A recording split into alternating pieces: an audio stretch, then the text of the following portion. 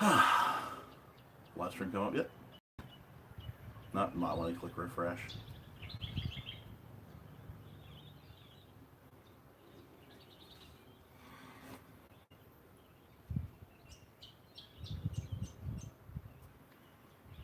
Excellent. Sorry, we're late, everyone. Although there's no one watching right now. But for everyone who's watching in the future, just a quick rundown. I've got my channel forge, which you guys would have seen me repair a while back in a video. We're going to be doing a little bit of forge welding, and I'm going to go straight from a cold forge to forge welding. It's going to be a relatively short live stream. I can see we've got a couple of viewers now, which is great. Hey guys, how's it going?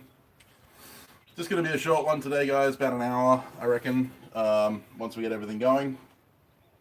Just going to be showing the welding of a billet. I've got it's just a piece of file steel and a couple pieces of mild steel on the outside. The San Mai billet, 3 layers, that I'm going to be welding up. And I'm also going to show you separate entity welding. So taking 2 pieces of steel separately into the forge and then making them one piece in the forge. So this one will be fun. It's very useful for stuff like tongs and stuff like that. So I've got a cold forge at the moment, so there's just a pile of charcoal in there and all that kind of stuff. My air is just a hairdryer. That's all it is. No big deal.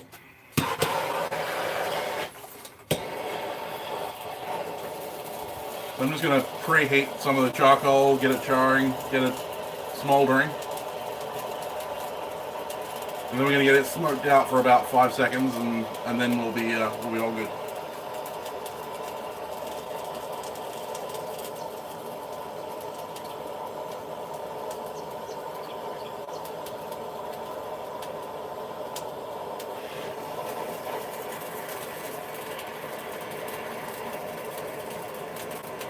This is the cheating way of starting a charcoal forge.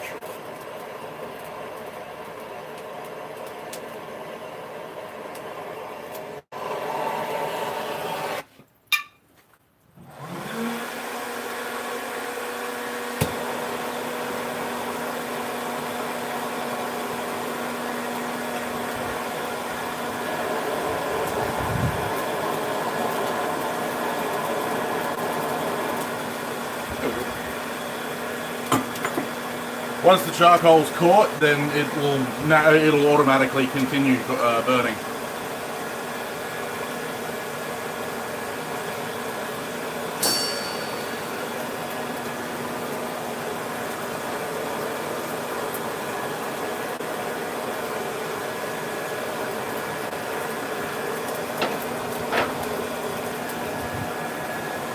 It's an awesome smell. It's very evocative, I find. It's one of the things I love about charcoal forging. I mean, there's a lot of things that I love about charcoal forging. There are a lot of downsides to using a charcoal forge. One of them being obviously the piles of ash and smoke and stuff like that you can get out of them. This was actually a lot less smoky than the last fire up, I think. I think the charcoal had dried out a bit. Unfortunately, I let it get a little bit soggy, so the last time I fired it up, you got plumes of wood smoke. But yeah, that's not so bad today. So, also, if you start them more traditionally, you'd have a pile of kindling, so standard dried wood, and that tends to smoke quite a bit more than standard charcoal does as well. But one of the main great advantages of charcoal forges is that after only, what has it been, 20 seconds or something like that, it's already up to forging temperature. Unlike with a gas forge, which can take anywhere up to half an hour, depending on the size of your forge and the build of your forge, can take up to about half an hour to get up to your standard forging heat. With charcoal, basically, once you get a significant bed of coals, which takes very little time at all, you're up to forging temperature and you can go straight away into forge welding, which is one of the things I love about it. And the many that I'm probably going to cover ad nauseum, ad infinitum, while I'm here.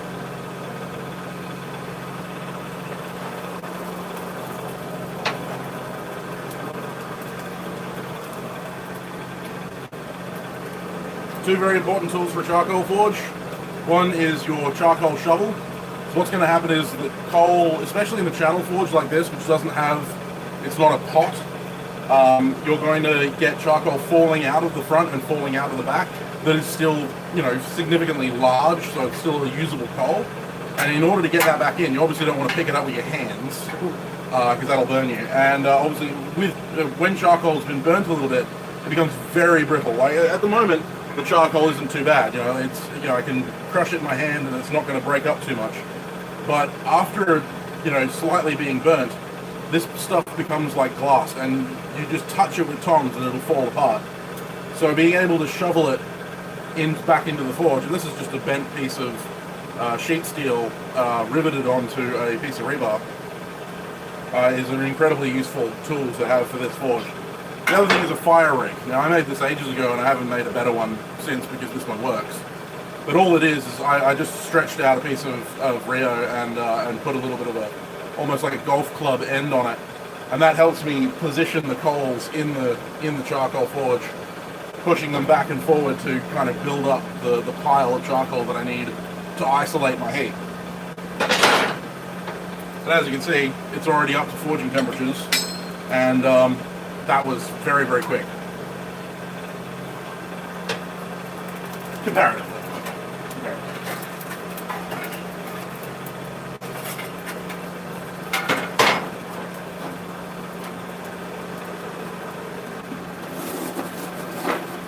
One of the key disadvantages of charcoal forges is the charcoal itself. With a gas forge, once you've lit it, once you've got it going, you can just let it go. You can just keep it going forever, and it's not a problem. You don't have to worry about, you know, piling your coals or refreshing the coal. Basically, all you have to worry about is when the gas runs out, and that happens to be quite often. But with charcoal forges, there's a constant maintenance aspect to it. You've got to consistently, you know, repile your charcoal as it burns down. You've got to rake the ashes out as you go. So yeah, there are, you know, it is a lot more kind of intensive in that you have to take care of it.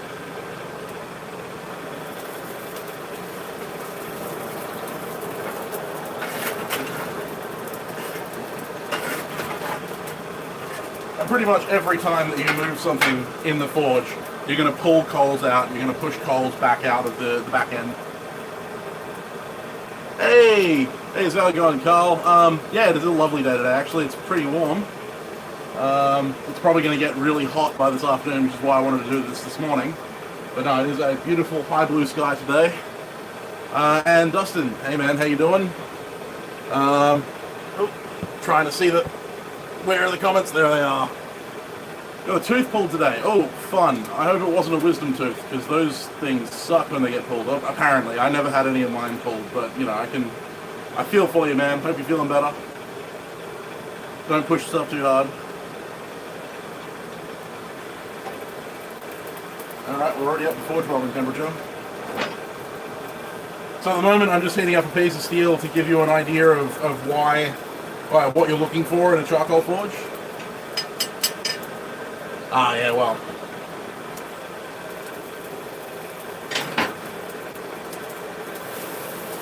That's not what you want. Sparkler. Anyone who's worked in a forge before will know what that means. You've burned your steel. Now, with mild steel, that's not such a big deal. Ah, right, okay, it's a molar. Right.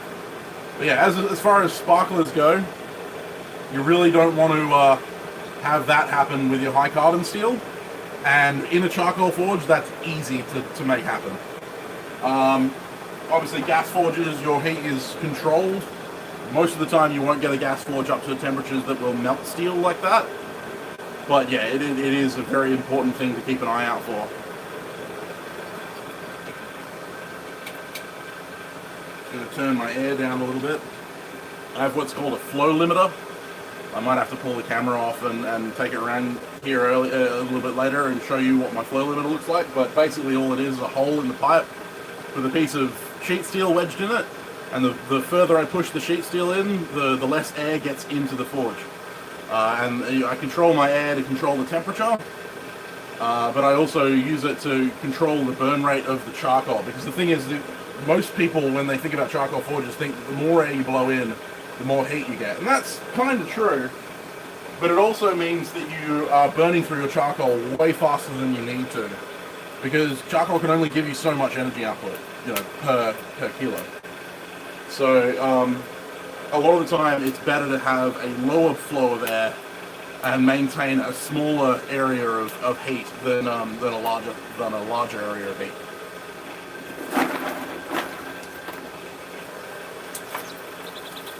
I mean, this is how I started out forging. I didn't have a gas forge until about 1.5 years ago.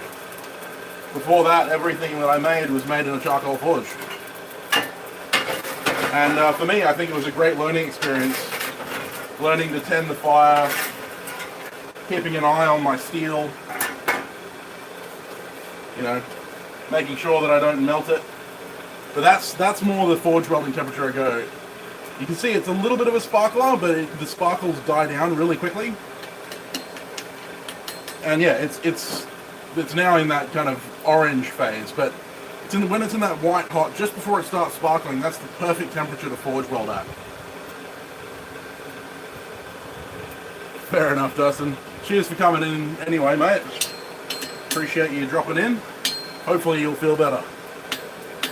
Feel up to full speed very soon. But anyway, yeah, so that's what we're looking for in a forge weld. We're looking for that white heat just before it sparkles. And the easy way to see that in a charcoal forge is you're looking for those light sparks, the small steel sparks that are very different to the charcoal sparks that you'll find.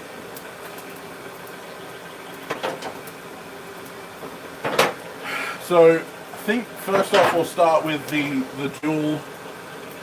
dual piece forge weld. And in this case, what I'm going to do is I've let this scale up quite a lot. I'm just going to give it a tap to get some of that nasty scale off. But I've got borax. Try and find the label. This is just standard everyday borax. It's going to be backwards in the camera because I'm using the selfie cam. But I think in the US they use 20 mule team borax. It's just anhydrous borax. It's a cleaning agent.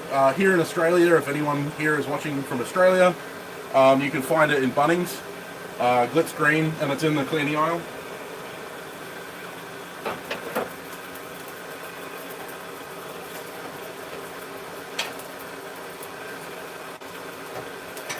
I've heard from my compatriots over in the US that they can find it at Walmart. So if you're looking for borax, if you're looking for you know, flux, which is what we're using it as, then that's where to go.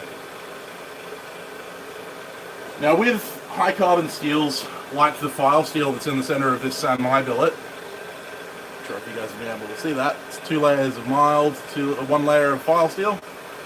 The high carbon steel will lose carbon really quickly at those high temperatures, so it's very, very important that you keep a close eye on the temperature of your high carbon steel.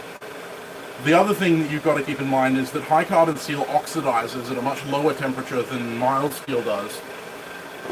And that means that when it gets to those high temperatures, it naturally forms a layer of oxide that will stop it from welding. It will just bounce a weld immediately if you don't have a flux in there, which is why we use borax. Whereas with mild steel, a lot of the time, once you get into that sparkler phase, that really, really high sparkler phase, where you're not really worried about losing carbon, you can have a fairly decent weld without using flux. The only downside to using flux in a charcoal forge like this is that you will melt the forge bed over time, because borax is basically just boric acid in solid form, and when you melt it, it becomes boric acid in liquid form and will melt through pretty much anything. Gas forge floors die really easily.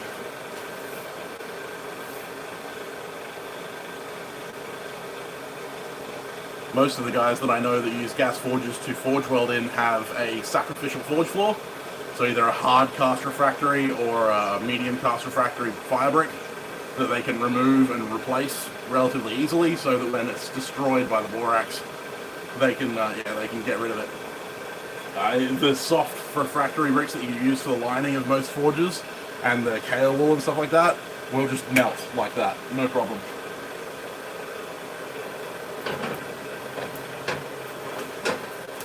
So what I'm doing with removing the steel and putting it back in is that, unlike in a gas forge, I have to kind of monitor my temperatures by eye.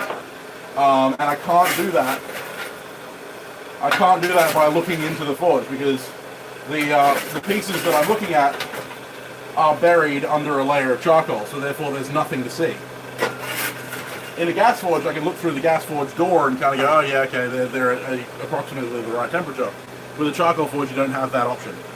So a lot of it, especially when you're starting out, is kind of a check back in, check back in, check back in. And after a certain amount of time, you kind of become familiar with the temperature and how long it takes to get up to that specific temperature.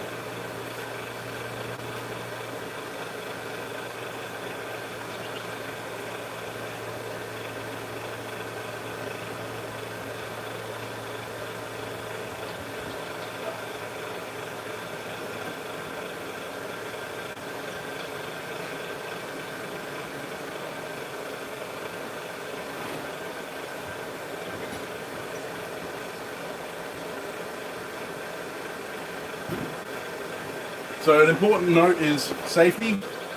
When I'm forge welding, it's pretty much the only time that I ever wear gloves when I'm swinging a hammer.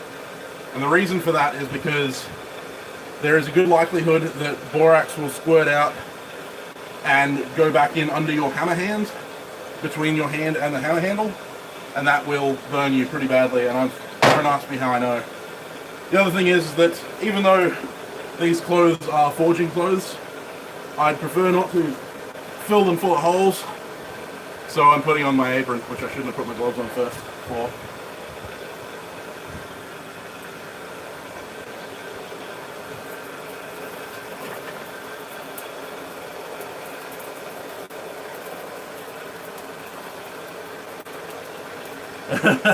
Yeah, gotta love it. I've had hot borax, between the hammer handle and my hand. I've had hot borax down my boot, which is why you don't wear shorts when you're forging. Yeah. It's not fun.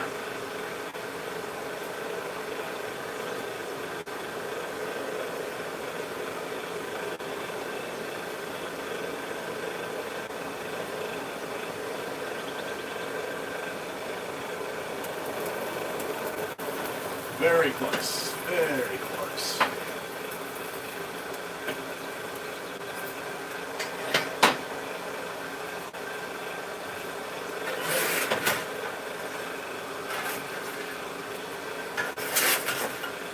I'm interested to see if I can get these to stick, because it's been a while since I've done this specific style of forge welding, so this will be the first time I've done it in probably over a year. So I'll be interested to see if I've still got it. If not, then it'll be a fun experience. Now, for anyone who's watching who has any knowledge of blacksmithing, I can tell you guys that I haven't scarfed these in order to weld them. That's not what I'm not trying to demonstrate the perfect forge welding technique. I'm simply demonstrating how forge welding works in a charcoal forge.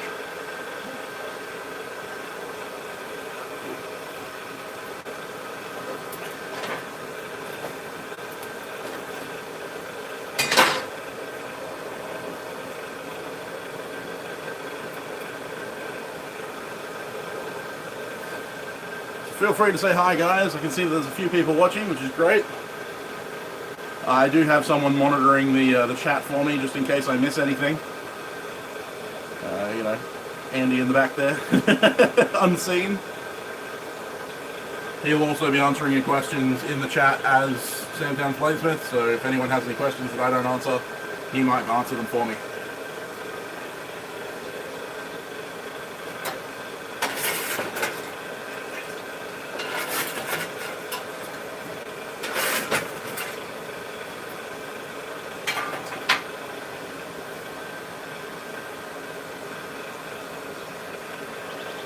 So seeing as I know I'm getting close, I'm going to watch the forge fire very carefully to look for those first sparks from the steel to tell me that they're up to temperature.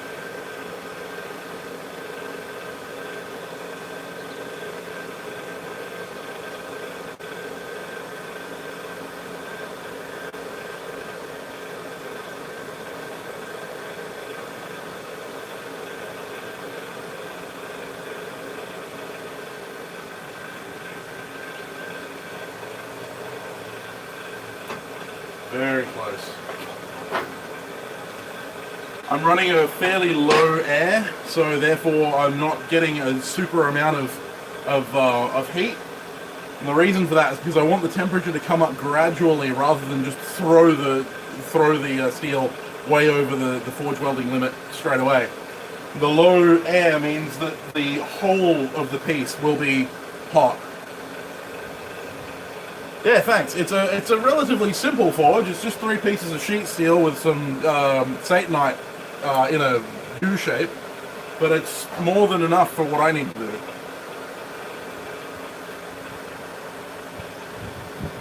Sitting underneath it is actually my pot forge, and all of the the equipment you can see down here is actually all for the pot forge, and this forge is actually separate, just sitting on top. Okay, I'm starting to see the first of the sparks.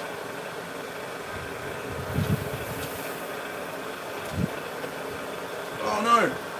No, I'm not going to get these to stick. Okay.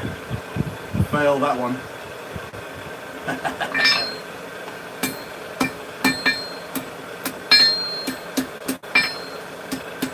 Back in the forge. Okay, the mistake I made there was that I let them slip in my hand and lost the temperature before they were ready to weld.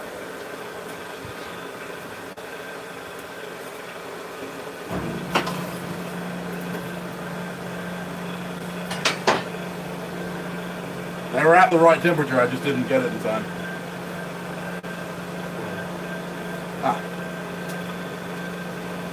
So the blower is a $20 hairdryer from Big W. It's just a standard little hairdryer.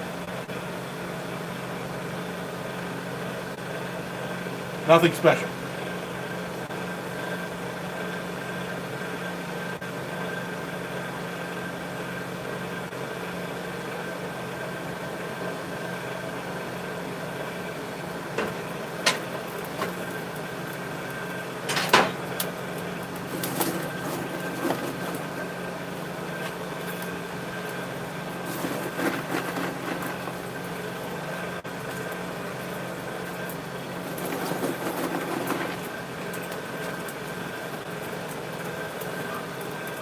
Yep, best $20 I ever spent. I mean, the big thing is I actually do have large blowers and all that kind of stuff. Sitting underneath the bench here, actually, I have these. These are blowers for bouncy castles, and they put out a crap load of air. But they're, the thing is that making a flow limiter for them and all that kind of stuff can be more pain than it's necessary.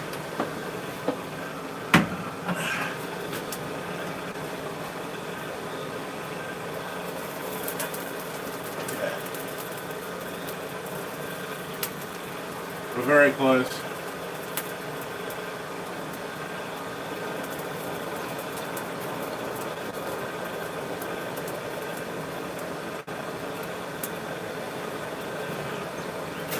It's a little warm even through the glove.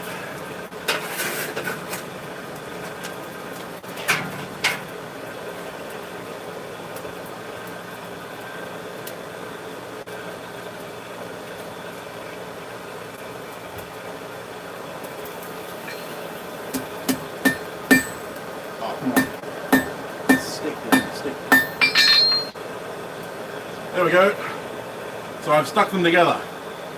Now, the first weld is always a tack weld. It's always just a weld that just holds them in place. It's not there to weld them permanently.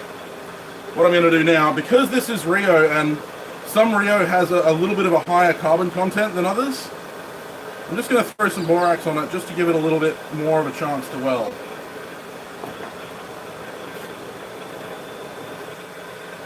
I'm going to be very gentle with that weld at the moment because that weld is incredibly fragile. All I'd have to do is tweak it and it'd snap, no problem. Actually, I wouldn't be surprised if in the reheating it just slowly shears apart slightly. So yeah, first forge welds can normally be very, very tenuous. You need to be very careful. So, did I miss a comment? Make it look easy.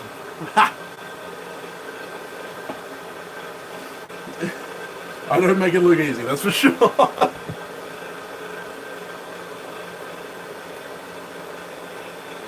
The wonderful thing about charcoal forges is that if you can get your fire control down pat, if you can get it to the point where you've got a nice neutral layer, so your first layer away from the fire, so first about ½ inch, is what's called an oxidizing layer, where all of the air is blowing in, and that'll oxidize your steel really fast.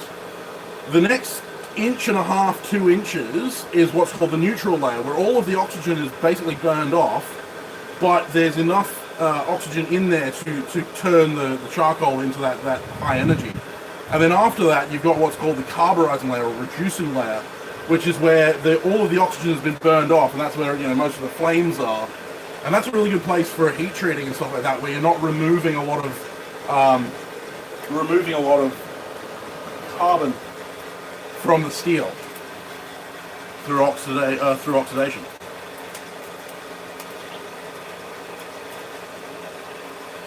So yeah, welding mild steel is incredibly easy in a charcoal forge because you don't necessarily need borax. You don't need to flux your joints or anything like that, because you can get the temperature well up above what is called standard forge welding temperature, because you're not worried about losing carbon.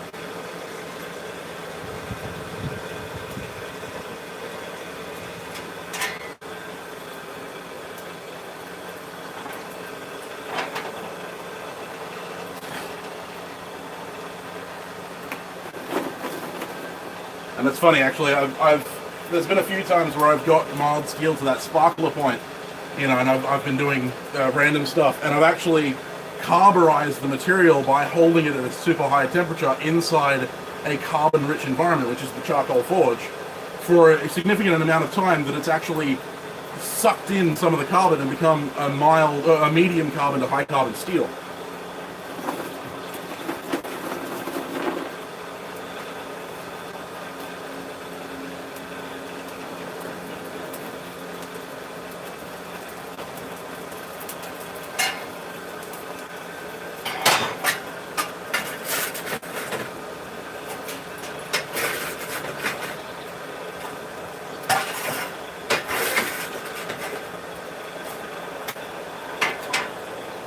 So it is possible to carburize steel in a charcoal forge if you can maintain the neutral layer and maintain the steel at above critical temperature for like 20 minutes, 30 minutes, an hour. Then yeah, you will impart carbon into the steel.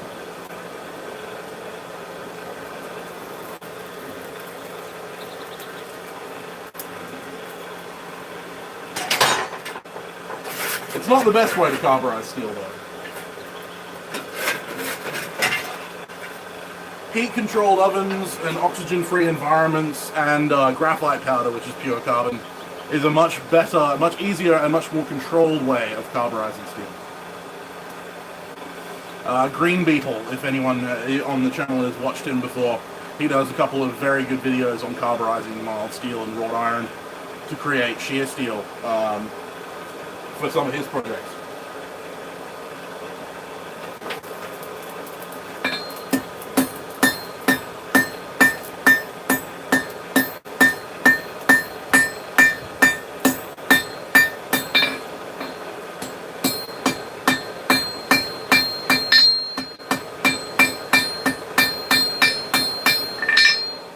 It's really important at these early stages of a forge weld that you only give it light taps, because a hard tap or a hard hit will literally bounce the joint apart.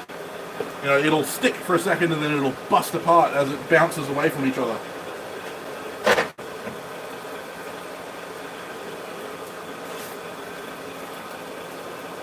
This isn't going to be the best looking weld because I melted the crap out of the first piece as a kind of a show of what you shouldn't do. For those people who've just joined the stream, I'm welding two pieces of Rio to each other using the charcoal forge, but the first piece that I used, the first piece of Rio, I basically took it way beyond the forge welding temperature into the melting range to show what you're not looking for in a weld. That means I've got less material on one side than I have on the other, so it's not ideal.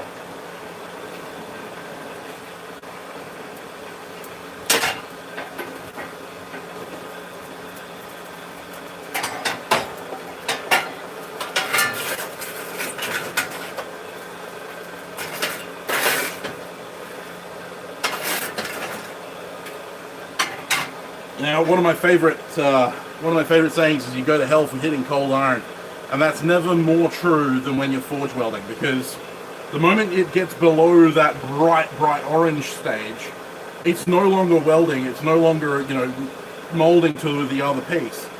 So therefore, all you're doing is creating shear stress, or creating, you know, this kind of motion on the shear on the weld plane, and that can just break the welds apart, and you end up with two pieces rather than one.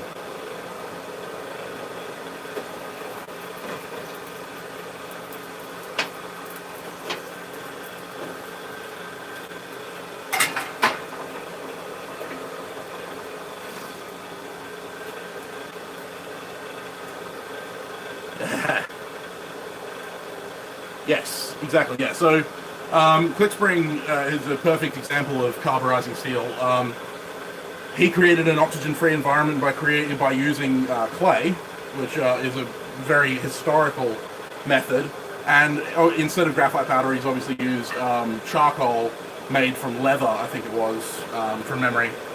But yeah, that was because he was trying to recreate a historical method of creating of carburizing steel, whereas modern day we've got stuff like Paragon kilns, even heat kilns, and we can weld up a canister out of steel that is completely oxygen free and just fill the whole canister full of graphite. And while what Clickspring did was totally valid, it's less controllable than, you know, heat control temperatures and all that kind of stuff that you get with modern heat treating kilns.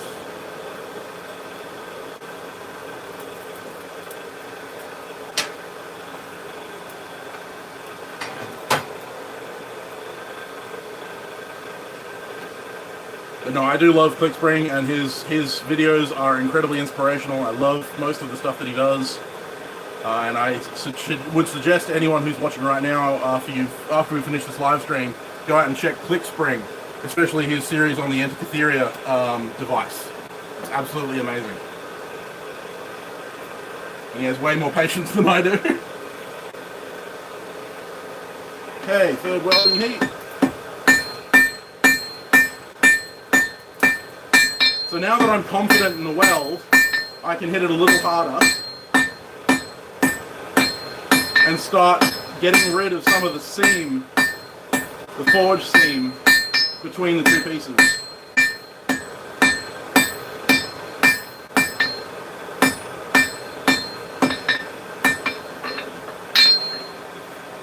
Anyway, so that's basically where I'm going to leave it, because I'm not actually making anything out of this. The other advantage of using a hairdryer is I can just turn it off, and it's wonderfully quiet rather than gas forges. But as you can see, I've now made two pieces one, and I can bend them apart, but they're not coming apart at the weld. You know, I can't make them break. Now the weld didn't take. I'm going to move closer to the camera so that you can see. The weld didn't take in here. But that's because I wasn't really focusing on this. I was focusing on this end. And as you can see, there's almost a seamless... Well, there's a little bit of a seam there, but these two pieces are now joined permanently, welded together. And this is what they used to do back in the old days of welding two pieces of steel together, was if they needed to make a longer piece out of a short piece, this is what they used to do. And, I mean, this is how... If anyone's familiar with fire pokers, they're pointed and they have a hook going back this way. This is exactly the method that they'd use. They'd fold the steel back on itself and then weld that point. And that's how they created a fire poker.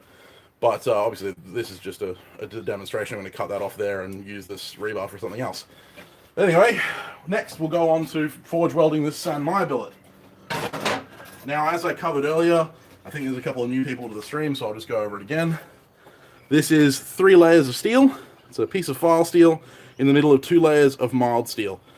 Now, I've cleaned the surfaces. I ground the surfaces clean on the inside where they're touching each other, not on the outside, because the outside really doesn't matter. It's not welding to anything. But it's really important when you're welding high carbon steel to mild steel or high carbon steel to anything that the surfaces are clean. You can weld without them being clean, but it's not as easy. So I've cleaned the surfaces. I'm going to apply quite a liberal amount of borax at a very low temperature. Low temperature being, just before red or just after the very dull red, in order to get the borax nice and thick inside the weld, the weld plane, so that it can completely get rid of the oxides and prepare it for forge welding.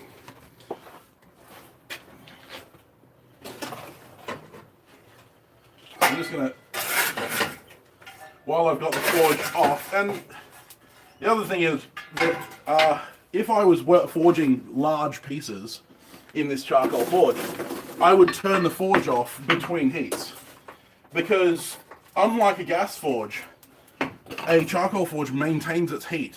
Once you've burned a serious bed of coals, the moment you turn that air back on, it goes straight back up to forging temperatures. There's very little time in between turning it off and turning it back on again and having the heat back up. Whereas with a gas forge, if you leave the gas forge off for 5-10 minutes, you're going to then have a period of time where you're going to have to reheat that gas forge's body in order to get back up to full temperature. And that's why I don't turn my gas forge off, because that's just a waste of gas.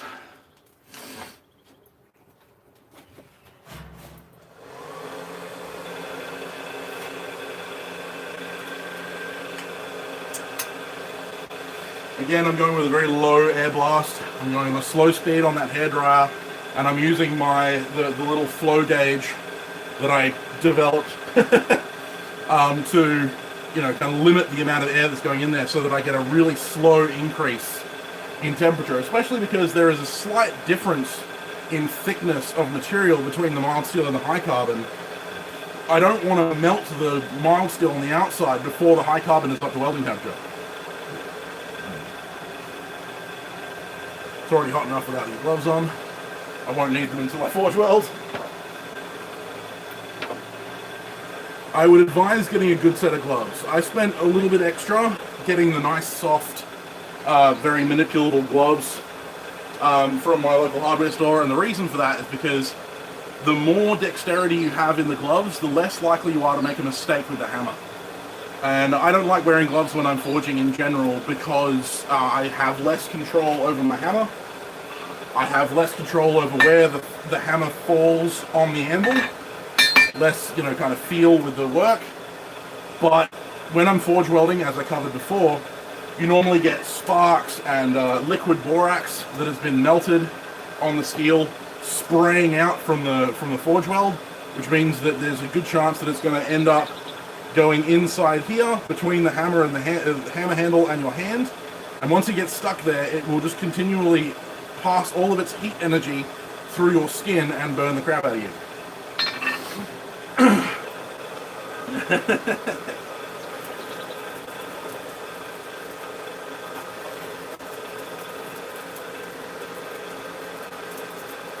Because I've got a side blast on this, one half of the material will heat up faster than the other half, so I've kind of got to rotate it in the forge to maintain an even heat.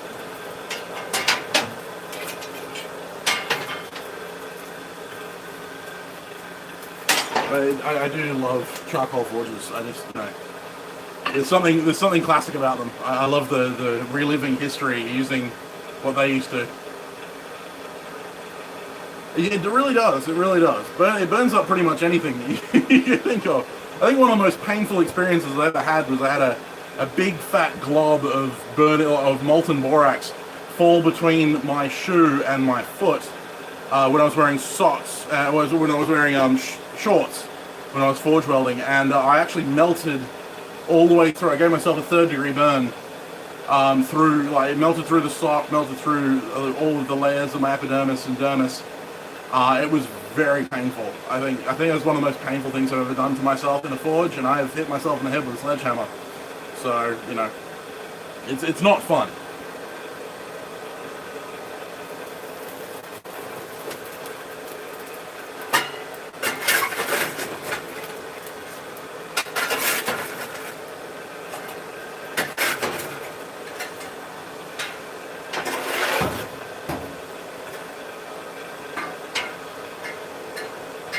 So I'm about to get up to that red heat, that very low red heat. Now in the sunlight, it's going to look like it's black. It's going to look like it's nothing. But in the shade, there you go. You can see that it's a mildly dull red. But if I move it into the sun, it almost looks black. So it's important to forge in at least shade, if not complete darkness. And I'm just going to layer on some borax.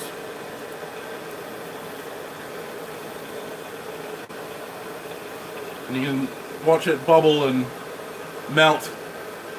And that's what we want. The capillary action of the voids between the steel will actually suck that molten borax between it and coat the inside. And that's going to give me a nice protective layer against the oxygenation of the steel the heat creates. Because when you heat steel, it rusts really quickly. Yeah. Rebound is a thing, and you forget about that until suddenly the hammer's coming back at you really fast.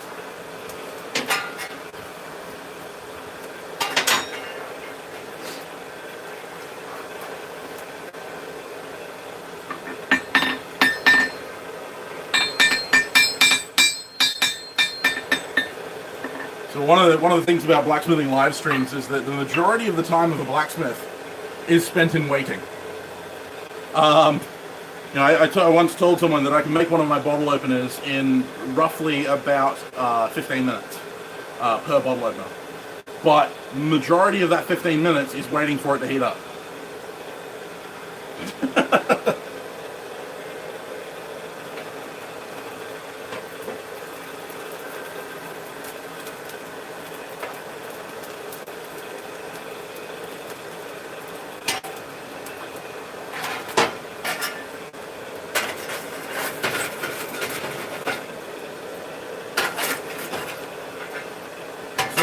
With this high carbon mild billet, unlike with the two pieces of mild steel, I'm going to be very careful to watch the forge and constantly be pulling it out and checking it, because the last thing I want to do is get that sparkling, that burning, and lose all the carbon out of my steel. And because then basically this would be a knife billet, but if I burn it, it's nothing. It's useless it's useless. It's, you know, it's not useful for anything.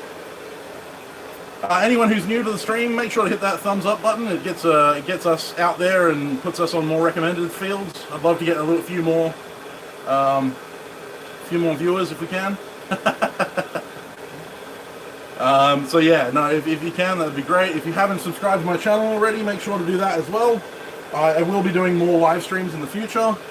I also video myself learning how to forge different things. Recently, I forged a couple sets of tongs. Well, actually, I only videoed myself forging one set of tongs, but I have forged a couple of sets of tongs.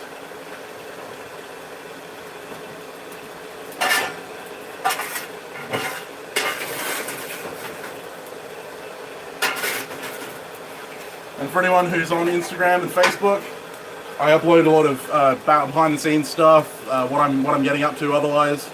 I am Sam Towns Bladesmith, same title as my YouTube channel on Facebook, and at Sam Towns Bladesmith on Instagram. And I upload photos of what I'm getting up to, photos of future projects, that kind of thing.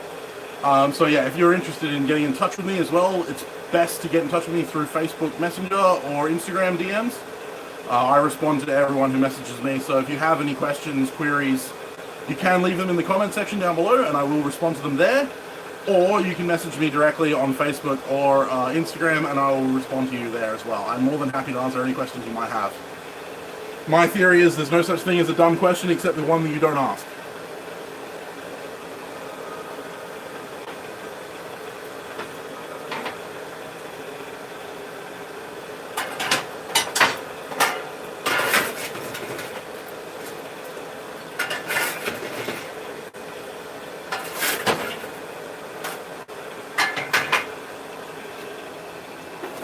It's an awful lot quieter than the gas forge, isn't it? It's wonderful.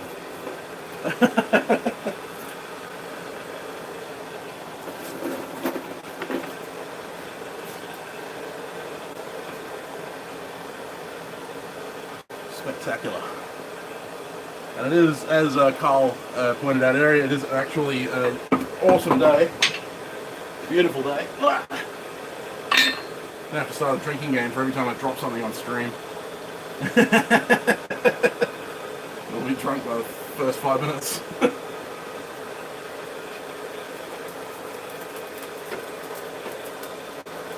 We're getting into spring here in Australia, which means that the temperatures are going to start bouncing up to about 35 degrees Celsius. I have no idea what that is in Fahrenheit, but warm. And then by Christmas, we'll be looking at 42, 40 degrees Celsius, which I think is in the 110s Fahrenheit.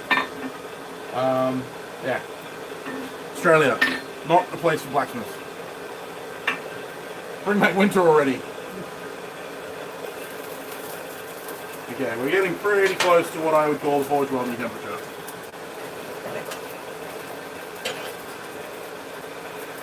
And when I'm pulling it out for viewing, I'm not pulling it all the way out of the forge and holding it up and looking at it.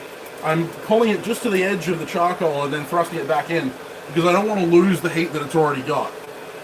I want that heat to be even throughout the billet, so therefore I want that heat to kind of slowly build up, which is why I'm running the air very low.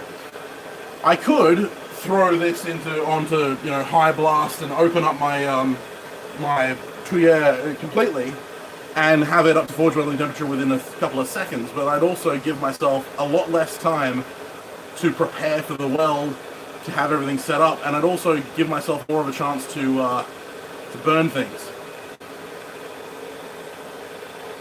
Yeah, I can imagine. I mean, that is kind of a problem for winter. I mean, winter here isn't really winter compared to Montana. I think the lowest we get down to in the middle of the night is about 0. Yeah, I mean, I think we had a couple of days of 0 this year, absolute 0, 0 Celsius, which is, I can't remember, like 24 degrees Fahrenheit or something. It's actually still in the positives for Fahrenheit. But yeah, 0 degrees Celsius is about the lowest we get here in Australia. We don't see hail very often, and we don't see snow at all. So, yeah, no, we don't actually have that problem, which is why I love winter. Okay, we're very, very close now. But yeah, so during the day, during winter, we're normally around the 10 to 12 degrees Celsius mark, which is actually fairly balmy for me. People complain when it gets below 20 here in Australia, which is like, I think 24 degrees is like 75 degrees Fahrenheit. Yeah, well, I mean, Montana, beautiful place. I've heard a lot about it. I hope to visit there one day.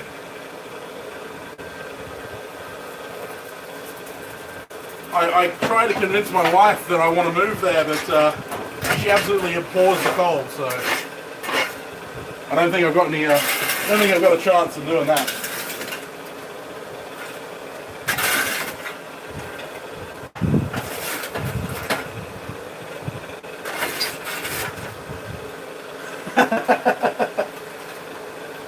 I carry a natural coat.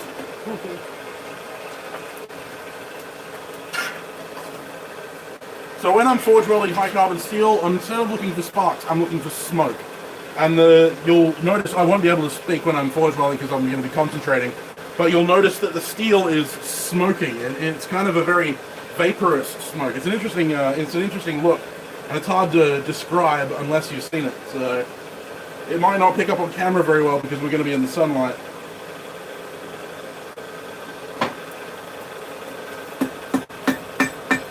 It's very light taps, and I'm going to flip it. And the reason I'm flipping it is because the anvil is a huge heat sink, and it's just going to suck all of the heat out of the billet almost instantaneously with contact.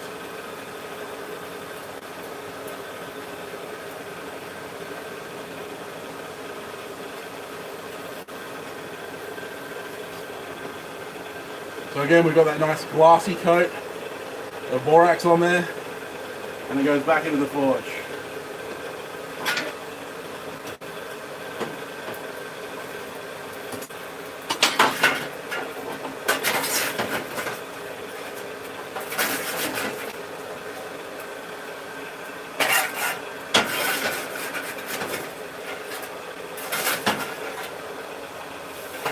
So you'll notice that As I said before, there was no sparkling, there was no burning of the steel. It was purely just that high white temperature, just where the steel started to smoke. And that's when it's going to weld. And that's just to preserve that high carbon steel.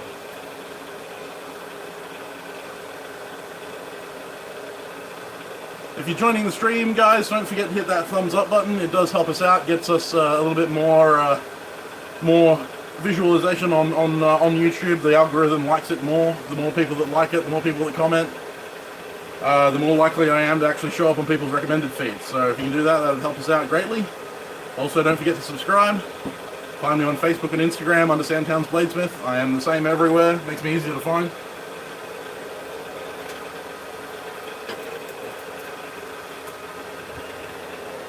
And make sure to ask any questions you might have, because I'm here for your entertainment. And I don't believe that there is anything such thing as a dumb question, except the one that isn't asked. And if I miss it, my associate behind the camera will help and actually tell me.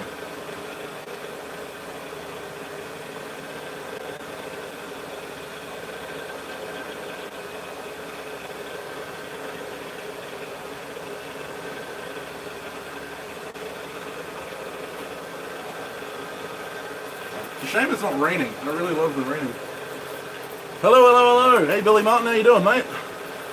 Good to see you on stream. Thanks for joining us. Greatly appreciated.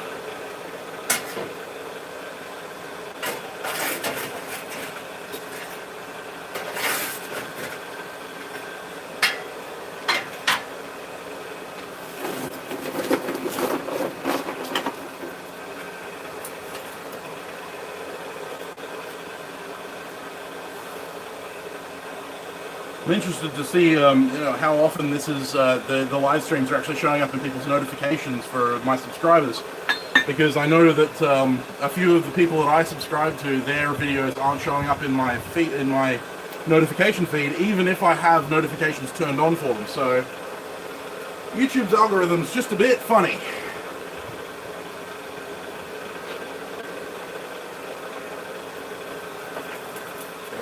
Very close.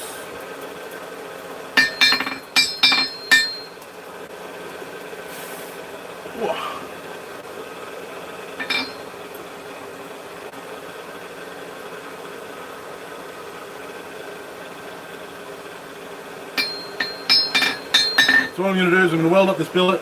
Once I've done my 3 welding cycles, which is normally what I do for Sanmai, I will let it cool down, and while I'm doing that, I'll take you through my forge setup. And then once it's cooled down enough, we're going to grind it, and we'll give it a quick flash and some give it a quick flash and some ferric chloride. Ah, fair enough. Didn't alert you. Yeah, I have no idea what's going on with the YouTube algorithm. It's weird.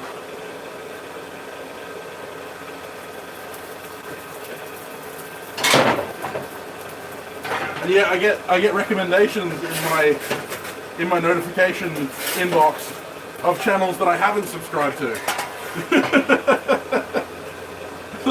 Yeah, no, I want to be notified of these people, not some random that I may have watched 1 or 2 of their videos at some point. Especially because I got autoplay on my Chromecast, which means that I get random videos popping up all over the place.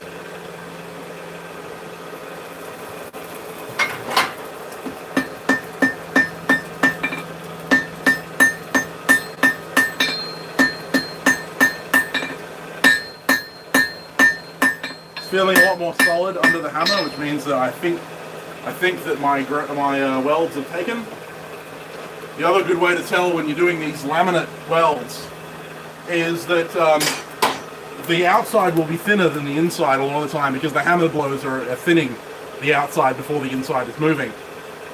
And if they're split in any way, you'll see the outside jacket cool while the inside the inside core stays warm. So you'll know that the weld hasn't taken, because the outside will cool faster than the middle will. Whereas if it all cools kind of as one piece, then it's a good indication that your weld's taken.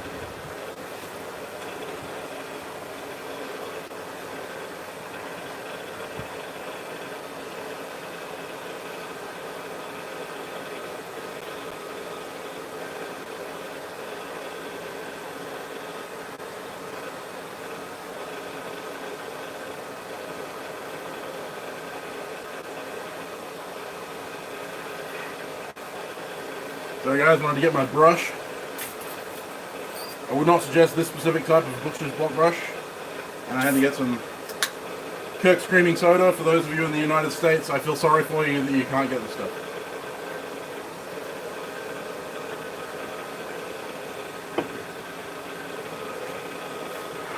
Whew.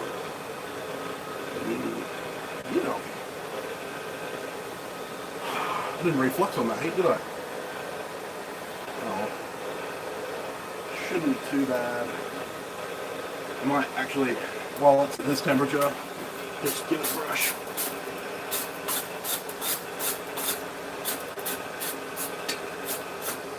Now reflux. But yeah, I can tell just by looking at the seams, looking at the sides, looking at the edges, that this weld is taken quite nicely. I'm pretty happy with that.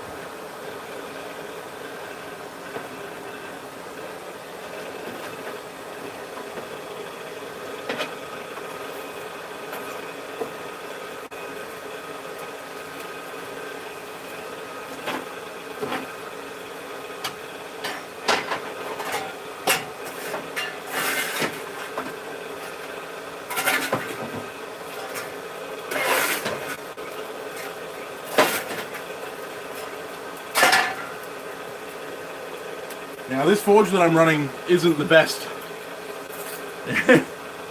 Wish I was in Montana. Yeah, so do I, man. So do I. But one of the things about this channel forge that I built a while ago was the fact that I didn't put a dump tray in it. There is no ash dump for it. And that creates its own set of problems. It's not so much of a problem for forging temperatures, as you can see. But what does happen, because it's a side blast furnace, what happens is it blows all of the ash into the wall on the other side. Oh, that's nice. That's cool, man. Yeah, that's cool. Maybe if I ever get over there, we'll hang out, we'll do some forging. That'd be great. Absolutely. 100%. I'm going to be over in the States eventually. I've got to go over there to do the Journeyman Smith test for the American Bladesmith Society, which in the next, I think I've got a year more to run on my membership before I can try for it, and then I've got about 5 years before I'll actually be ready to have my stuff judged by the Master Smiths.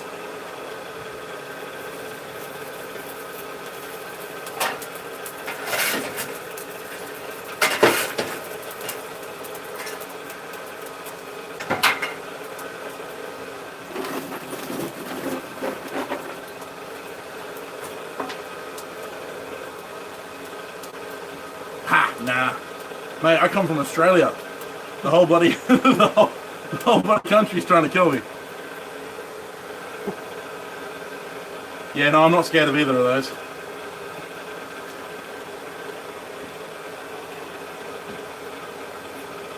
Yeah, it's very hard to scare an Australian. I have stuff that lives in my toilet that's scarier than the mountain lions and bears.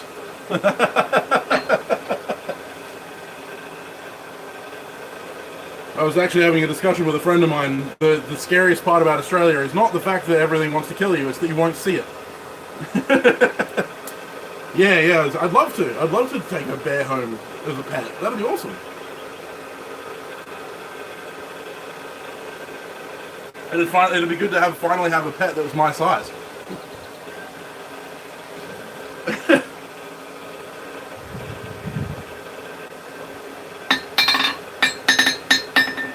Yep, pretty much. See, you know, everything in Australia wants to kill you, but unlike bears, lions, tigers, and all that kind of stuff, our stuff will sneak up on you.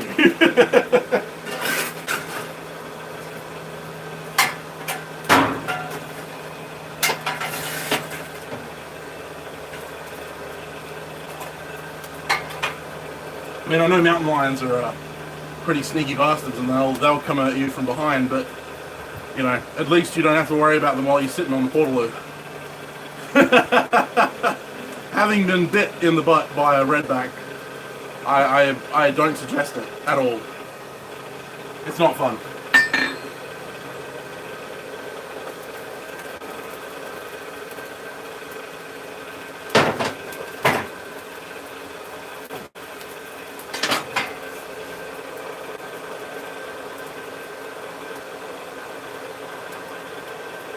turning up my air just a little bit. What did I miss?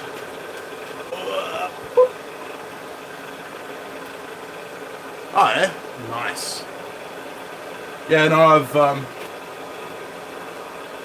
man, yeah, the moose. I grew up reading the Hatchet series. I'm not sure if you guys know about the Hatchet series of books about a young kid named Brian who gets, you know, stranded out in the middle of the Canadian wilderness after a plane crash. But yeah, no man, moose, scary. They kill more people than anything else.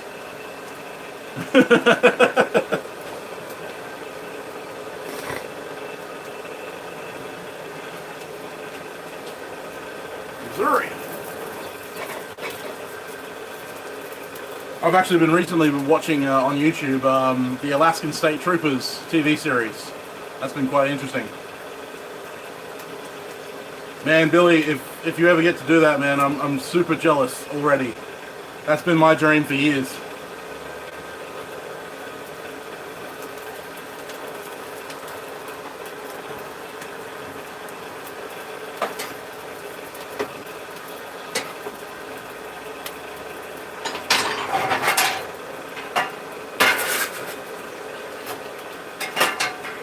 Missed something again?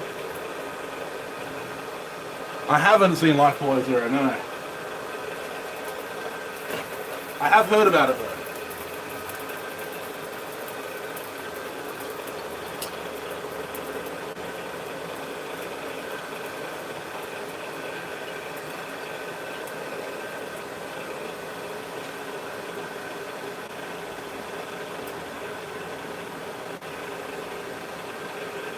We're just on the hour mark now. Aha! Fair enough, Oklahoma. Nice. It's interesting to hear where people are from. Yeah, I will. All right, I'll check that out. I have, as I said, I have heard of it, but yeah, I haven't watched it yet. So that'll have to go on my to-watch list for later.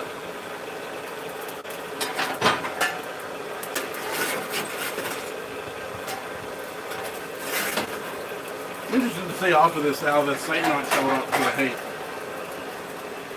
Because as any of you who watched my previous video on rebuilding this little channel forge, one of the problems I was running into is the refractory cement I was using was melting at the forge welding temperatures, and so I bought some much more expensive but much higher temperature rated Satanite in order to kind of limit that to a certain degree. But yeah, you see how it works.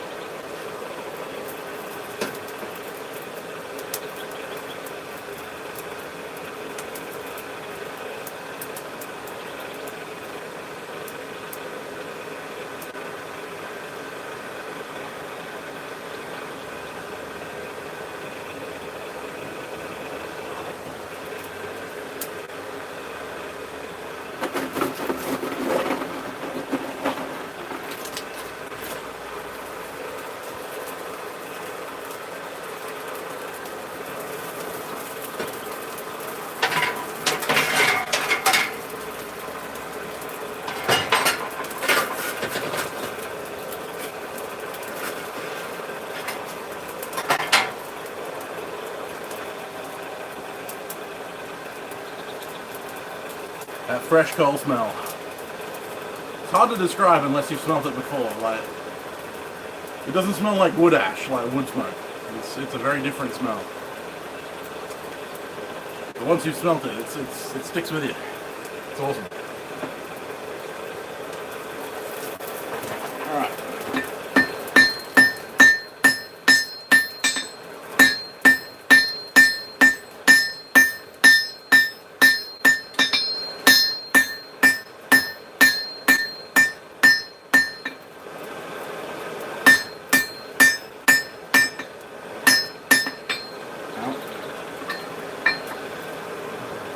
Apparently got some molten borax in my glove. Oh.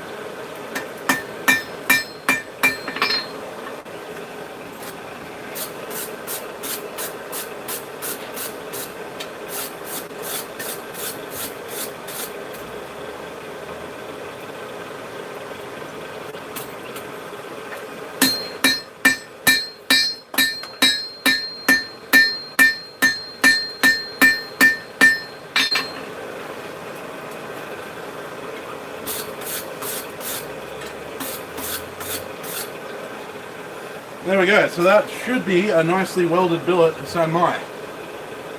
So you can see the seams on the side. But what I'm going to do is I'm going to let that cool down now, and then we'll grind it and we'll see if I did a good job.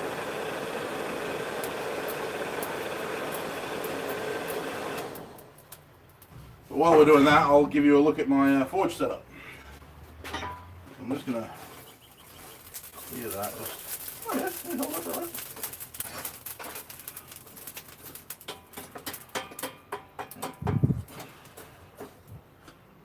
That look good. Cool. Alright, so I'm going to pick you up, guys. I'm going to have to apologise for the shaky cam. G'day.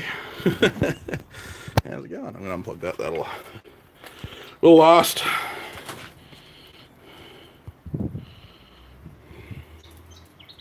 Awesome. Alright, so here we go. This is the forge that I've been using.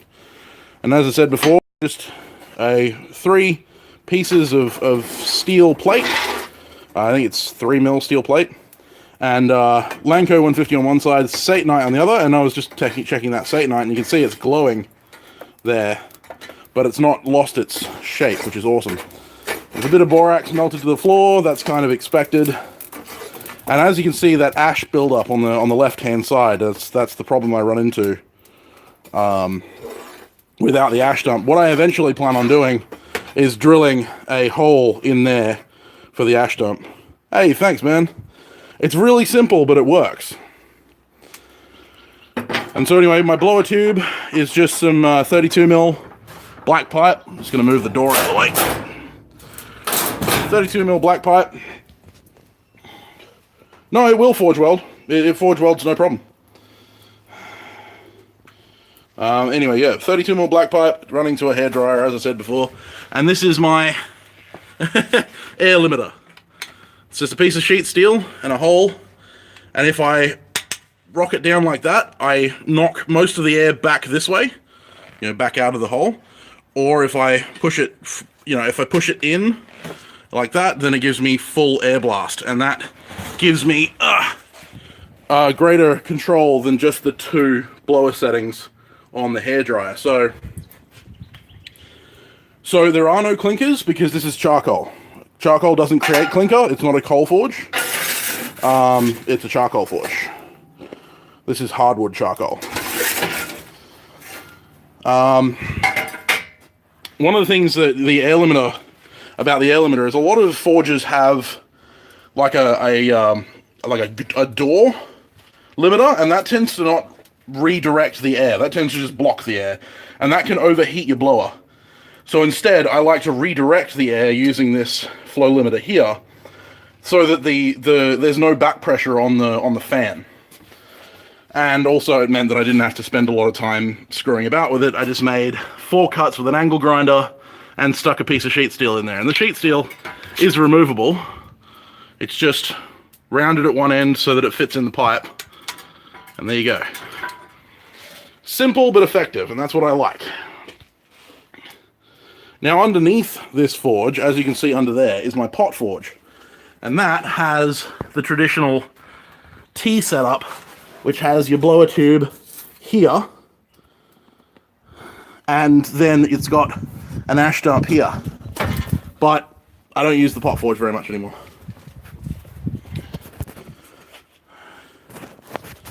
Yeah, so you can see this piece of sticky tape right here. That's holding down the cold air button.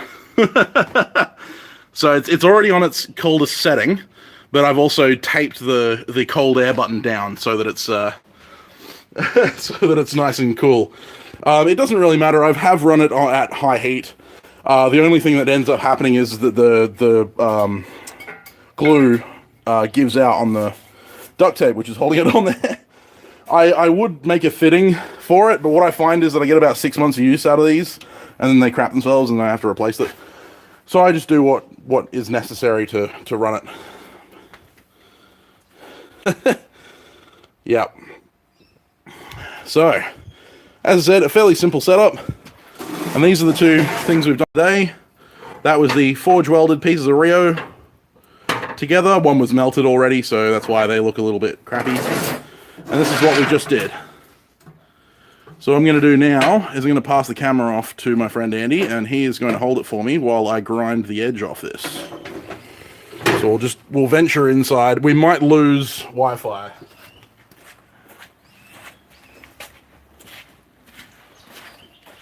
So now that I'm in the dark, I can see that there's no heat in the steel at all. So I can safely, slowly,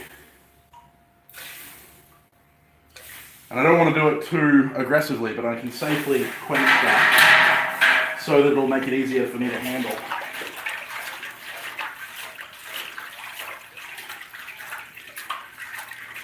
That water is nice and cold. Alright, so quickly jump over to the fire ant grinder. Charging Force says, this just shows you ideas of creating your own setup instead of buying a $3,000 setup. That's it.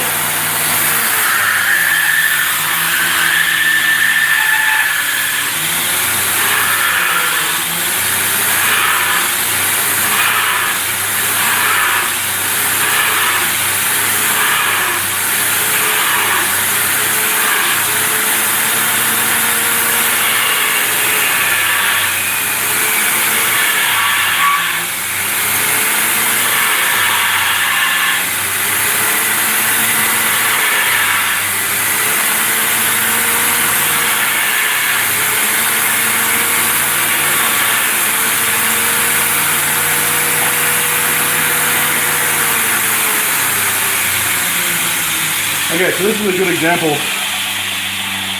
This is a good example how I've obviously not done my forge weld prep too well. In that there are a few tiny little lines here at the back and one there that haven't welded properly. I'm not sure if you're going to be able to see that. They're very, very small lines, but they're where delamination has happened, where the weld hasn't taken.